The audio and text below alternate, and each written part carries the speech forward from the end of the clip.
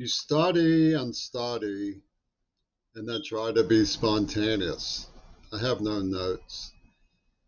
I'm leaving this recording in case somebody from the comments reader section of Tucker Carlson and Robert Kennedy followed the YouTube path to my video station and come across this today. It's rare that anybody bothers. If you're like me, you become lethargic in the fear that hope never came. It's inspiring to see the magnificent voice of Bobby Kennedy.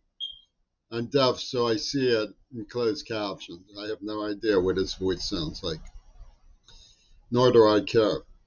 The thought of him inspiring sergeants at arms, lieutenants, newly arrived officers, people on the block in Skid Row and Section 8, hospital, school students, housewives, private businessmen. It's so inspiring. What a mentor. What a powerful voice for restoring the dignity of the United States of America. I enter this dialogue cautiously because I've scrutinized areas of the evidence regarding the murder that affected me as a little boy of JFK. From the point of view of somebody who felt the dynamic of the passage of power. The dynamic of the passage of power seemed to indicate that a coup d'etat had taken place in America. Bobby Kennedy uses knowledge, something like a life preserver. It keeps him sane, keeps him happy that there's still processes that can be called upon to protect the American people, which is more important to him than even himself. But these life preservers are so heavy that they threaten to sink his life raft. And I think that I congratulate him on keeping steady on issues like bioweapons charges. Anybody who knows me and how my research got started at the Falk Medical Library in 1984 would be gratified that someone could possibly be in a position to sympathize with my hard work, which is all unpaid.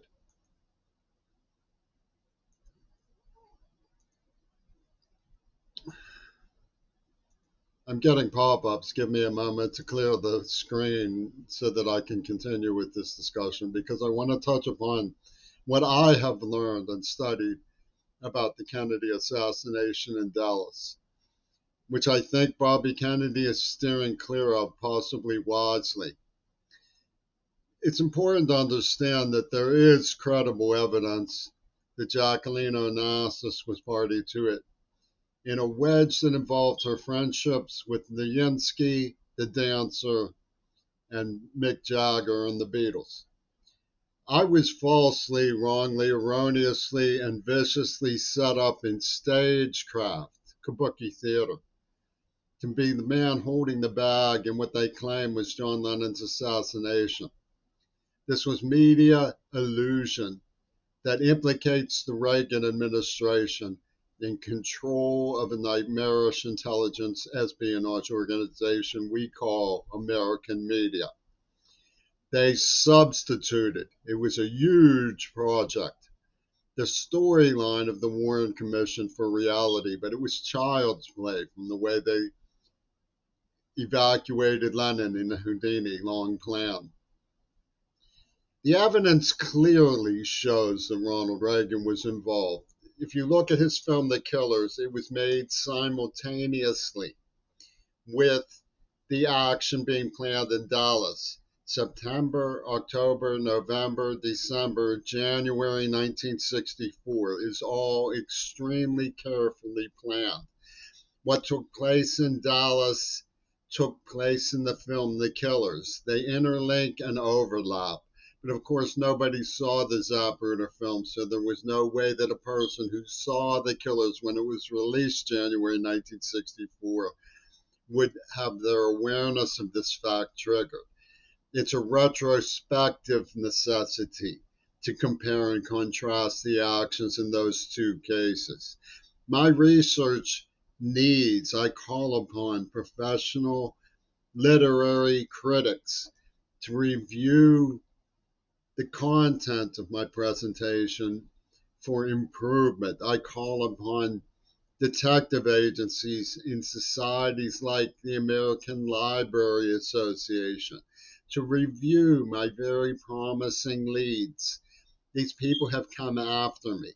They've poisoned me.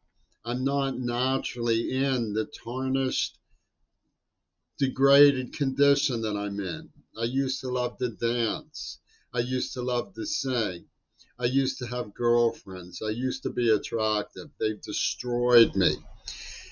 But I've continued in my labors for one reason. I loved JFK and saw the promise of the United States of America. I don't believe the idea that America should be taken to account for things that we did not do. I do not believe that I am guilty of the pin the tail on the donkey game that these incredibly sadistic enterprise operators pulled. The evidence shows that this planning went back through the end of World War II, even before, when they pulled a Lazarus contraption where they evacuated Adolf Hitler. If you look at Hunting Hitler, you'll see the films of him right before they claimed he committed suicide. Greetings, Hitler Youth. He was never looked happier in his life. They found the tunnel he used to escape. They found everything. But it's not officially acknowledged that they pulled these Houdinis in an espionage operation from fascist intelligence known as the neocons. Now, we've had to suffer through COVID. We've had to suffer through AIDS. It's remarkable that somebody has had the courage to open the door of perception to look at what happened. It's remarkable that that has happened. It's laudable that that has happened. We should be cheering the fact that we now know that even Richard Nixon tried to stop the bioweapons labs. We should intensify the efforts to bring these perpetrators under control so they understand they're answerable and they have to stop. That's something that requires an international effort. We can't let the international efforts that are needed be sabotaged by the senseless war in the Ukraine. We need to continue to look and scrutinize important intelligence information. It's very important to understand that Axis went in the back door of Hollywood. They scampered in with a hit squad of actors, actresses, and diplomats. Their front operation was the Beatles.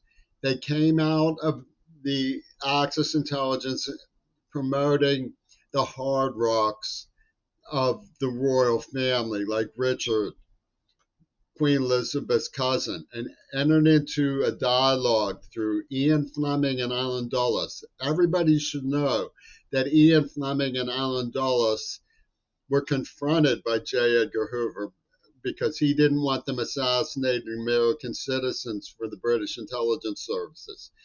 Alan Dulles, Ian Fleming were working in the back doors of Hollywood to get this all set up because they saw it as a challenge, just asking to be accomplished. They saw it because it's there. It was their Mount Everest to pull a Houdini of Lenin and convince everybody that he really died and that there was an American scapegoat who was to blame and must pay back Yoko Ono for the bombing of Hiroshima. It's a huge orchestrated psychopathy. That's why they have heroines involved. The Broadway musical here was a setup for a Venus flytrap and the AIDS attack. That's why they have that nuclear afro in the posters of hair. It was all planned by these cosmopolitan anthropologists tracing back to Diaghilev. Diaghilev was indexed into it for Diaghilev.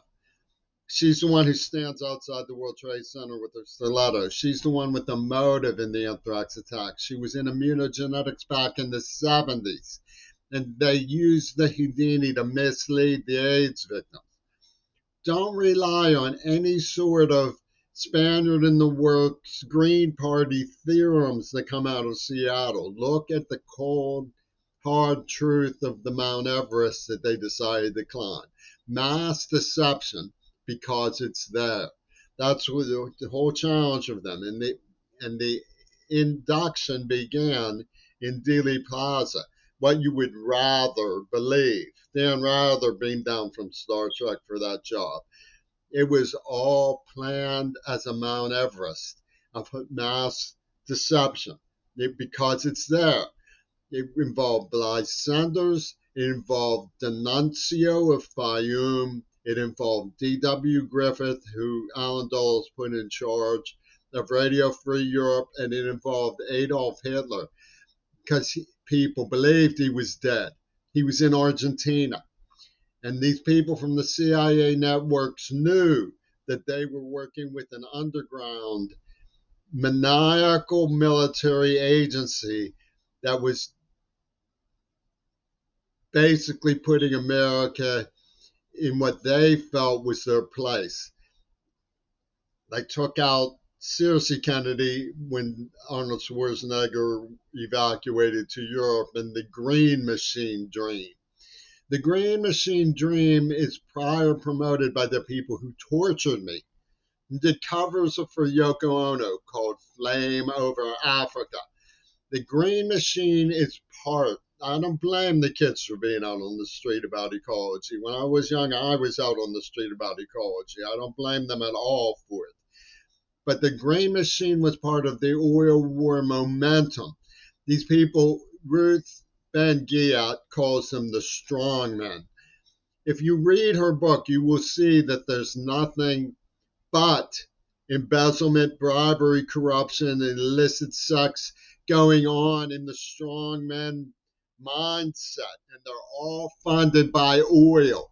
They knew that they could create a forcing house, a hell on earth, because they're insane criminals, insane with greed, with power, and survivalist combat. You and I go out to want to go to the grocery store, want to go to the public library, want to take classes at the community college. We're normal, intelligent people who like the idea of agroforestry, who want to live in harmony brought about by expert cultivation of the landscape. We care about nature. We don't want to see species go extinct.